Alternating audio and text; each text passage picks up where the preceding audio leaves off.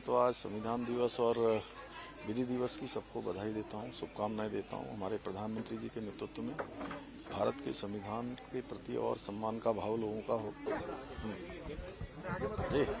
संविधान दिवस के मौके पर सर आप अभियोजन के कार्यक्रम में पहुंचे थे, किस तरह से आप देखते हैं नए कानूनों में कितना बदलाव देखते हैं आप? मैं सबसे पहले तो आज संविधान दिवस और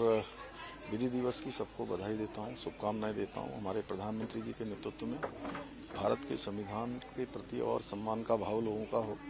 इसलिए उनके प्रधानमंत्री बनने के बाद पूरे देश के अंदर इसको एक पर्व के रूप में मनाया जा रहा है। और देश में जो ऐसे कानून जो गैर जरूरी थे, जिन पर कहीं न कहीं अंग्रेजियत दिखाई देती थी या उसका प्रभाव होता था, उन सभी को समाप्त किया गया है। लोगों को त्वरित रूप से न्याय मिले, आसानी से न्याय मिले, उसके लिए न्याय व्यवस्था को और मजबूत करने का काम किया जा रहा है। उत्तराखंड राज्य में भी हमने अनेक कानून यहाँ पर बनाए हैं, चाहे वो समान नागरिक संहिता का कानून हो, नकल का कानून हो, धर्मांतरण रोकने का कानून हो, दंगा रोकने का कानून हो, या अभी शिक्षा में लाया गया संशोधन जिसमें मदरसा बोर्ड समाप्त करना हो,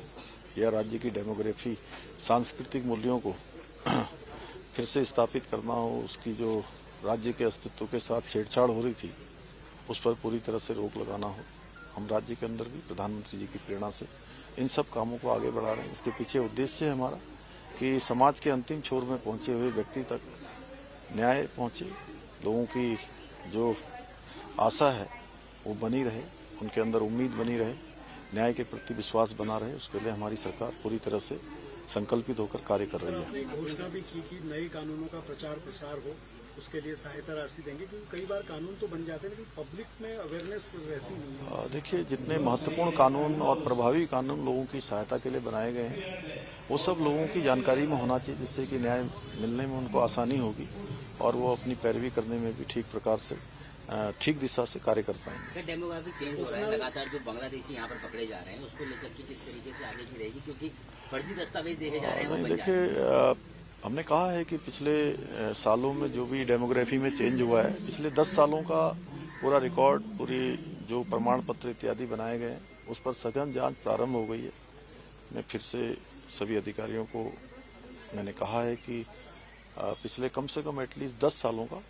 चाहे राशन कार्ड बनाए गए हैं, बिजली के कनेक्शन दिए गए हैं, आधार कार्ड बने हैं, या वोटर आईडी बनी है, या जो भी पात्रता की श्रेणी में नहीं आते थे, जिनको भी इस श्रेणी में लाया गया है, उसकी हम सघन जांच कर रहे हैं और जांच करने के बाद उस पर कार्रवाई